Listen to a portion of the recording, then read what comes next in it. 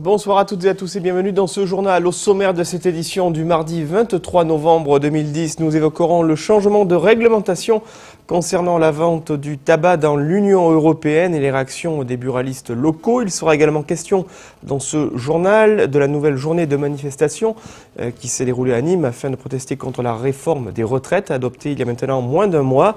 Enfin, nous reviendrons sur le tirage au sort des huitièmes de finale de la Challenge Cup de handball féminin avec les Nîmoises du HBCN qui iront aux Pays-Bas défier l'équipe de Dalfsen. Et pour la 9e fois, les organisations syndicales ont à nouveau battu le pavé cet après-midi afin de manifester leur opposition à la réforme des retraites qui a été adoptée par le Parlement le 27 octobre dernier. Cet après-midi, ils étaient entre 1500 à 2000 à défiler dans les artères nîmoises pour soutenir un mouvement qui semble jouer un dernier baroud d'honneur. Toutefois, l'intersyndicale ne semble pas vouloir baisser les bras, d'autant plus qu'un nouveau rassemblement est annoncé jeudi après-midi. Un cortège qu'a suivi pour nous Alain Bellon. Autour de 2000 manifestants étaient présents dans les rues de Nîmes pour cette 9e manifestation. L'emploi, les salaires, les conditions de travail faisaient partie des revendications. Mais la principale est la retraite. Aujourd'hui, encore, sont nombreux les salariés, très majoritairement, y compris l'opinion publique, à refuser cette réforme.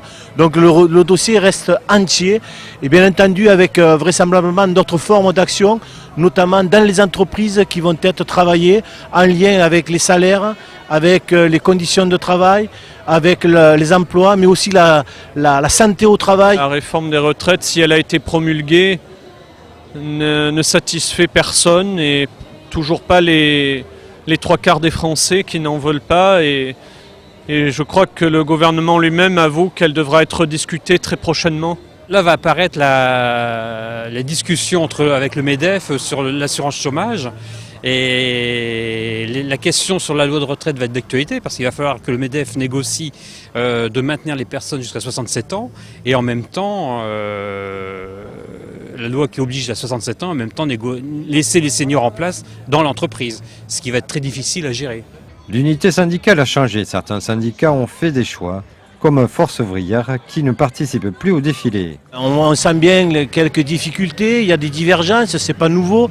En tout cas, pour notre part, on va tout faire pour que cette unité soit maintenue, avec un contenu, comme je vous le disais, qui pose la question d'une autre réforme plus juste et durable. L'UNSA va arrêter, là on voit, bon, on a été plus nombreux que d'habitude, on est plus nombreux, donc là je pense qu'on va arrêter ce genre de manifestation. On va faire d'autres mouvements, mais pas ni de grève ni de manifestation. Et en particulier, on va se réunir au niveau de l'intersyndicale pour savoir quel type d'action il faudra faire. Et en particulier en juillet 2011, puisque c'est là où va s'appliquer le début de la réforme. Nous sommes fermement déterminés à continuer avec ceux qui sont là aujourd'hui à dénoncer le peu de cas que fait le pouvoir de la crise sociale dans notre pays. Pendant le parcours, la CCI de Nîmes a été occupée pendant quelques minutes par des manifestants. Ils sont tous repartis pour rejoindre le défilé et se diriger vers le siège du MEDEF. Comme je vous l'ai dit, une mobilisation qui se traduira jeudi après-midi par une nouvelle action des retraités, cette fois devant les grilles de la préfecture du Gard. Ceci en tentant de sensibiliser les pouvoirs publics sur la perte de pouvoir d'achat, les problèmes de dépendance et de manque de moyens dans les maisons de retraite. À présent, évoquons un autre sujet national avec la vente des cigarettes chez nos voisins belges, luxembourgeois ou encore espagnols. Dans ces pays européens, le tabac y est vendu 20 à 30% moins cher qu'en France. Une réalité qui avait conduit les autorités à limiter l'achat des cartouches de cigarettes lors de séjours dans un pays européen. Toutefois, la suppression de cette limitation légale annoncée mercredi en Conseil des ministres inquiète une majorité de buralistes sur les 28 000 que compte la France. Entre mécontentement et rappel des politiques de santé, débitants et consommateurs nîmois réagissent à cette nouvelle donne sur le marché du tabac. Les explications d'Olivier Michel. L'achat de tabac ne sera plus tabou dans la communauté européenne. Sous la pression de Bruxelles, l'Assemblée nationale a présenté mercredi dernier son projet de loi rectificative. Un projet qui entend respecter le principe de libre circulation des biens et ne plus quantifier le nombre de cigarettes par personne, jusqu'alors limité à 5 cartouches. De quoi faire réagir les buralistes gardois. Écoutez, moi je trouve que c'est tout simplement scandaleux. Nous en plus avec mon frère on reprend l'activité de nos parents, donc on débute en fait. Et quand on voit tout ce qu'on a à payer et tout ce qui revient à l'État, on se demande si on n'est pas des petits pions, quoi. Voilà, donc c'est très difficile. Hein. Et effectivement, ça va créer de la contrebande encore plus qu'avant. Donc je ne sais pas si le gouvernement allait vraiment les pieds sur terre en acceptant même cette loi. Parce que je pense qu'ils peuvent très bien dire à Bruxelles qu'ils ne sont pas forcément d'accord. On a quand même notre mot à dire, même si on fait partie de l'Union européenne. Si on veut mener une politique de santé, on ne peut pas vendre des paquets à un certain prix en France et 2 fois moins cher dans les pays limitrophes et vouloir mener une politique de santé, c'est impossible. De toute façon, les gens, ils avaient le droit à 5 cartouches, mais bon, ils en prenaient autant de fois qu'ils en voulaient. Ils n'étaient pas contrôlés à la frontière. Et puis voilà quoi. Donc pour vous, ça ne va rien changer? Non. Côté consommateur, la nouvelle est bien perçue mais ne devrait pas forcément entraîner un changement de comportement. Bon non, moi je crois que ça ne changerait pas grand-chose à ma façon d'acheter. Hein. Mais c'est logique aussi que comme tous les produits sont dans un espace libre, il n'y a pas de raison que la cigarette et l'alcool ne le soient pas. Ben, moi je trouve ça l'idéal, quoi. Pour nous c'est une économie, puis hop, vu ce qu'on paye en ce moment à l'heure actuelle, moi je trouve ça génial, quoi. Je subis en tant que Français la surtaxe de l'État français. Non, je n'irai pas en Espagne. Non, à part si je pars en vacances, c'est sûr que bon, je passe par là, je vais en prendre quelques-unes, mais c'est tout quoi. Ça peut m'inciter, parce que c'est beaucoup moins cher et c'est plus rentable pour moi que d'acheter en France. Après, voilà, comme je dis, faut comparer, voir l'essence, parce que c'est pas à côté quand même l'Espagne. Je vais pas aller en Espagne exprès pour acheter des cigarettes, mais si on y va, on en ramènera une grosse quantité. Une quantité qui n'est donc plus définie mais limitée à la consommation personnelle, une notion des plus subjectives qui sera laissée à l'appréciation des douaniers. Et un mot de santé avec cet appel lancé par l'établissement français du sang, motivé par une baisse significative des dons de sang à un mois des fêtes de Noël. C'est pour cette raison que l'EFS a lancé une nouvelle campagne en rappelant le côté rare et précieux du don du sang.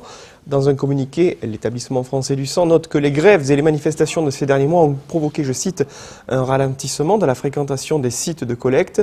L'EFS craignant donc une forte tension sur les stocks tout au long de l'hiver. Chaque année, 1 million de malades sont soignés grâce aux dons de sang. L'an passé, l'EFS a comptabilisé 1,7 million de donneurs, dont 420 000 primo-donneurs. Je vous propose d'écouter au micro de Nicolas Pinchino, l'un des représentants locaux de cet organisme public chargé de la collecte et de la distribution des produits sanguins labiles. On a toujours l'obligation d'avoir un certain nombre de jours de stock. Or, jusqu'à présent, jusqu'à fin octobre, tout allait, on va dire, pour le mieux. Et c'est vrai qu'on a constaté au courant du mois de novembre une chute progressive de participation aux collectes. Bon, avec tous les mouvements sociaux, il y a certaines collectes qui n'ont pas pu être faites puisque c'était dans les milieux étudiants et lycéens. Donc, on n'a pas pu les organiser. Et donc, notre stock, ça amenuise. Et on n'est qu'à 9 jours. 9 jours, ça veut dire qu'on peut très rapidement être en pénurie dans le courant du mois de décembre. On est ouvert à partir de 9h30 le matin jusqu'à 16h sans interruption. Donc je précise bien, c'est sans interruption. Donc entre midi et 2, pour ceux qui ont la possibilité de venir, on est ouvert. Au chapitre sportif, place au tirage au sort des 8e de finale de la Challenge Cup, l'une des coupes d'Europe de handball féminin, déjà remportée à 2 reprises par le Handball Cercle Nîmes en 2001 et 2009. C'est à Vienne, en fin de matinée, que les responsables de la Fédération européenne de handball ont procédé au tirage au sort de ces 8e de finale, alors que vous retrouvez ici en image d'archives justement les filles du HBCN lors de leur qualification au Parnasse face à l'équipe ukrainienne de Lviv, il y a 2 semaines de cela. Les week-ends des 5 et 12 février 2011, les joueuses de Manuela Elie défieront l'équipe néerlandaise de Dalfsen. Le match aller se déroulera dans cette petite ville située au centre des Pays-Bas. Précisons que Dalfsen est actuellement 2e du championnat national néerlandais avec 2 matchs en moins par rapport au leader actuel et une seule défaite en 7 rencontres. Un futur adversaire pris au sérieux par le président du HBCN, Olivier Gébelin, interrogé par Franck Chassagnon. L'objectif était de rencontrer un pays connu pour le monde du handball, et la Hollande est quand même une équipe qui est quand même un pays du handball, un pays européen, donc on a au moins la chance d'une belle affiche. C'est le genre de pays piège qui nous a déjà joué des mauvais tours en 99, en 98, quand on a fait notre première campagne européenne. Ce sont des équipes qui ont quelquefois qui regroupe encore une fois, comme l'avaient fait les Ukrainiennes, mais avec une autre valeur, qui regroupe souvent des joueuses internationales dans un seul club et qui le concentre sur une compétition. Donc, de notre côté, nous avons 4 joueuses en équipe de France A et 3 joueuses en équipe de France Espoir. Donc, on a aussi notre lot d'international. On ne va pas être inquiet de ce côté-là. Mais à coup sûr, ça va être un match difficile, et je crois qu'on a la chance ou le bonheur, appelez-le comme vous voulez, de jouer le match aller là-bas. Et alors que nous découvrons une photo d'équipe justement du collectif de Dalfsen, les futurs adversaires des handballeuses nîmoises, un mot sur un autre match de ces 8e de finale. Sachez que l'autre équipe française qualifiée dans cette compétition, Mios Biganos, se déplacera chez les Serbes de Jagodina. Match aller en Serbie, match retour du côté de Mios Biganos, donc le week-end des 5 et 12 février 2011. Et puis tout comme le Parnasse, l'Arena de Montpellier peut accueillir des matchs de handball, mais pas uniquement. Alors que la capitale régionale se prépare au concert de Shakira en fin de semaine, des Leftos s'étaient donné rendez-vous ce matin à Nîmes pour obtenir des billets en vue de l'un des événements musicaux du début d'année à Montpellier. En effet, du 26 au 31 janvier 2011, l'Arena va résonner au son de la guitare de Jean-Jacques Goldman et des Enfoirés qui ont choisi Montpellier pour leur unique concert de l'année et ainsi réaffirmer leur soutien au Resto du Cœur créé par Coluche en 1985. Aux portes de l'unique distributeur gardois de billets pour ces concerts, Olivier Michel a rencontré quelques fans des Enfoirés. Si vous pensiez assister au concert des Enfoirés à l'Arena de Montpellier du 26 au 31 janvier prochain, sachez qu'il est déjà presque trop tard. Les 90 000 places se sont vendues comme des petits pains et matinalement, les premiers à faire la queue étaient là à 3h30. Dites-moi jeune homme, vous étiez là à quelle heure 7h du matin. Un peu froid, ça va. Mais bon, ça va, faut le faire. C'est pour un jeu à Noël, donc ça fait un joli cadeau. 7h30. Pour quelle raison? Pour les Enfoirés. Il y en a un que vous voulez voir particulièrement? Oh non, tous, on est là pour la bonne cause. Hein. Jean-Jacques. Goldman à fond. Hein. Goldman et tout acquis, que la génération Goldman surtout. Mais les jeunes aussi, on y croit. Mais on y croit, il faut qu'on ait les places. Avec 13 points de vente dans l'Hérault et un seul gardois, il fallait donc se lever tôt pour espérer emporter le précieux sésame pour l'un des 6 concerts. Alors il reste plus que des places debout. Et c'est complet le samedi et le dimanche à 13h30. Et là on arrive, on a les dernières. Donc il faudrait faire une annonce pour les gens qui sont derrière. Vous avez obtenu ce que vous vouliez? Non, je voulais assis et on a debout, tant pis. Hein. Combien de temps il dure le concert? Tant pis. Hein. Moi j'ai pris pour la répétition générale le mercredi. Donc j'ai eu le choix assis ou debout, donc c'est parfait. Là il y a déjà le samedi et le dimanche qui sont complets depuis 9h30. Donc je pense qu'aux alentours de midi on risque d'être en rupture de place. À midi, il n'y avait en effet plus de places assises et à 16h, idem pour les places debout. Reste un espoir. Pour des contraintes de décor, seuls 3/4 des places de l'Arena ont été mises en vente ce mardi. Le quart restant devrait l'être quelques jours avant le concert. On y croit, on y croit. Et on y croit également. On croit également aux chances du Nîmes Olympique dans la Coupe de France et les prochains matchs. Tirage au sort demain, mercredi, au siège de la Fédération française de football pour savoir quels adversaires les Crocos vont défier dans le cadre du 8e tour de cette Coupe de France. Ce soir à 20h45, il sera justement question de cette actualité du Nîmes Olympique dans Croco Hebdo, qualifié face à Rodez. Les Nîmois qui seront donc demain à midi leurs futurs adversaires.